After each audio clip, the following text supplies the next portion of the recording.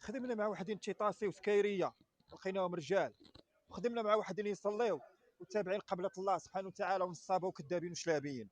هادشي اللي كنشوف بعيني، هادشي اللي وليت كنشوف.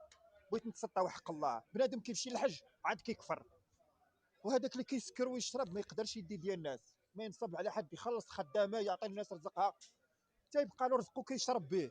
اما بنادم اصاحبي عنده الرزق وعنده الفوارم وعنده كل شيء وحزز عليها، علاش؟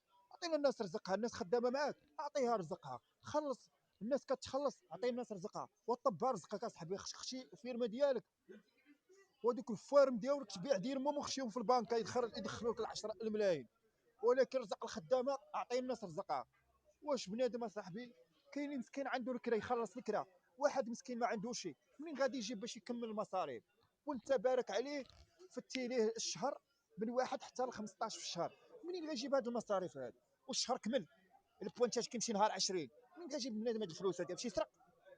غادي تعتقل؟ قول لي شنو بغيتي دير مع بنادم؟ الحل اللي غادي دير ما عجبتك الشركه هز حوايجك وخوي، خلي الناس وحدين اخرين يطلعوا يخدموا اللي غيخدموا هاد الشركه مزيان، باش انت تبقى تفلى على الناس الخدمه وتبقى لا خاصني الفلوس ندخلها للكونت ديالي. سير اخويا تاجر في رزقك، ولكن انا نبدا معاكم.